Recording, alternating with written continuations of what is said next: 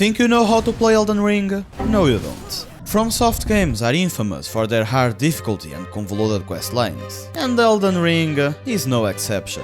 You can spend countless hours in lands between and still miss important items, mess up entire questlines, or straight up, just play the game in the wrong way. There is one solution though, the Wiki. It contains a wealth of information, and by following their very own guide, we can beat the game the way we are supposed to. After all, who cares about exploration freedom? It's not like it is the whole selling point of the game anyways. Furthermore, I now know the secrets FromSoft have been keeping from us. Like, did you know that you receive a rune increase buff when golden leaves fall from the Her tree? Or that Radahn has no feet? Yeah, pretty heavy stuff. I started with Vagabond since it is said to be the ideal class for beginners, and opted to pick the golden seed between the keepsake options that I was given. I then unequipped the halberd to get medium roll, and followed a somewhat normal start. Get slashed to death by the first weirdo that we encounter. Get shamed to death by the second weirdo that we encounter. Contribute to the local economy. Make your first ever contact with a girl, even though it is just in your dreams because no one else can see her. And unlock your favorite method of falling from the cliff. Did you know that over 1 billion deaths were caused from fall damage? 14% of all in-game deaths in fact. And I probably contributed with half of those. But anyways, it's time to explore. I defeated the Knight's Cavalry that spawned during the night, progressed on various NPC questlines, and cleared the nearby dungeons of the area. After that, the next logical step was to go to the Third Church of America to collect the Flask of Wondrous Physic, and to the Minor Her tree to get the Crystal Tears. It was pretty clear that the guide was really true, mentioning the location of every item and boss, and not intending to let you miss anything. I then upgraded my weapon to +3 and decided to take on the dragon.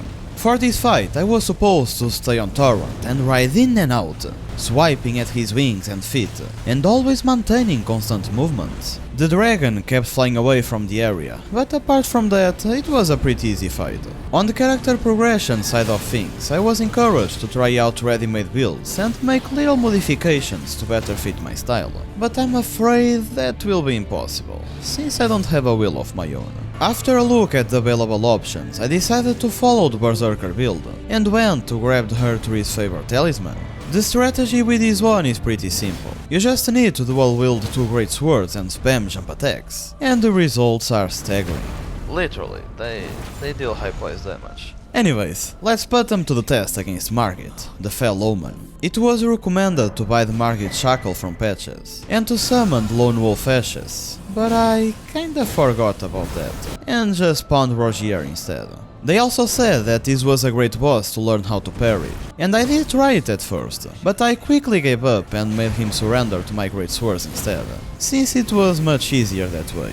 I used my newfound runes to upgrade my health, and made my way through the secret passage of the Stormveil Castle, because it was intended that way. I made sure to collect every item in the way, and to speak to Nepheli Lu, which will be helping me in the fight against Godric. I didn't really have any strategy for this one, apart from dodging his attacks and landing mine. It ended up working surprisingly well though, and I got it first try. I then recovered Godric's rune and proceeded to Liurnia, where I used the same strategy that I have been using up until now, which basically means that I destroyed every entity that crossed my sight and collected every item in existence. For the Red Wolf of Radagon, I followed their advice of summoning the Jellyfish Ash, and also made sure to stay reactive, and most importantly, not be greedy. As far as Runala goes, she had a pretty interesting ability, and run back was a little pain in the ass. But I summoned the Lone Wolf Ashes as advised, and she went down pretty easily.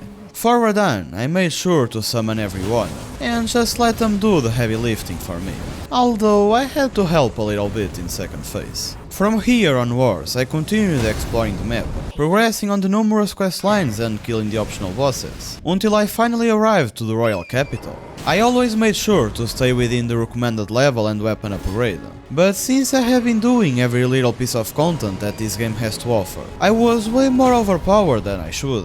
It wasn't that obvious when I arrived, but the further I went, the more I realized that there wasn't any boss to pose a real threat to me, and thanks to this I kept finding myself using self-made handicaps, like not summoning or not using my weapon skill, to make the fights a little bit more challenging and overall more rewarding.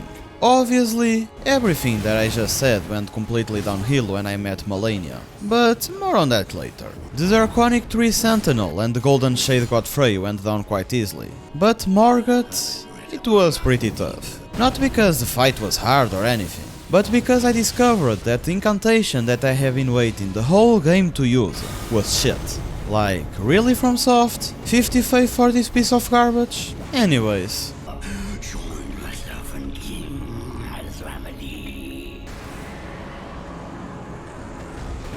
The Fire Giant was surprisingly easy, and I got him at my very first try. The guy did include some strategies to use against him, but it wasn't needed. I was feeling all high and mighty, but little did I know that I was about to face the two biggest challenges of this run, Mohg and Malenia. You see, up until now I was melting away the health of every enemy with my blasphemous blade, and it was so overpowered that it almost trivialized the entire game, so I tried not to use it too often. There is a slight problem though. Mohg is highly resistant to fire, which means that my ultimate offensive ability was rendered useless, and I needed to fight him fair and square. Fortunately, the Wiki gave me some useful tips, like using the Mohg Shackle that can be found on subterranean shining grounds, and I managed to beat him. It was a very cool fight, and although it took me over 30 minutes to beat him, looking back on it, I did enjoy it. The same can't be said about Malenia though, because 30 minutes wasn't nearly enough. You already know how infamous she is, and you can bet that I died to her a hell lot of times. To make matters even worse, I needed to complete this lengthy ritual every time I wanted to fight her, and it became quite boring after a while.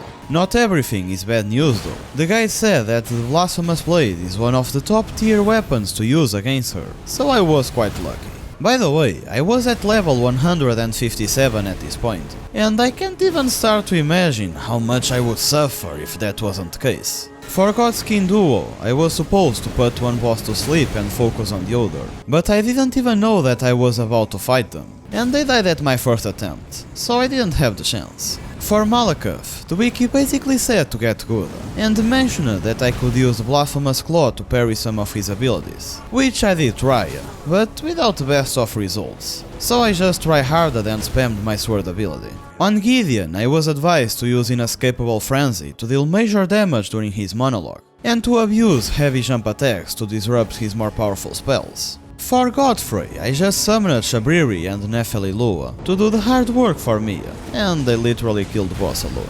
I was actually kinda sad because I wanted to fight him, but whatever, not much that I can do now. Finally, for Radagon and the Elden Beast, it was recommended to use fire and physical damage respectively, because they are weak to it. And obviously, the Blasphemous Blade was once again a strong contender for this fight, thanks to the high fire damage of the weapon art. For the endings, they explained how to get each and every one of them, and it was up to us to choose which one we wanted, so I just went with Rani's one.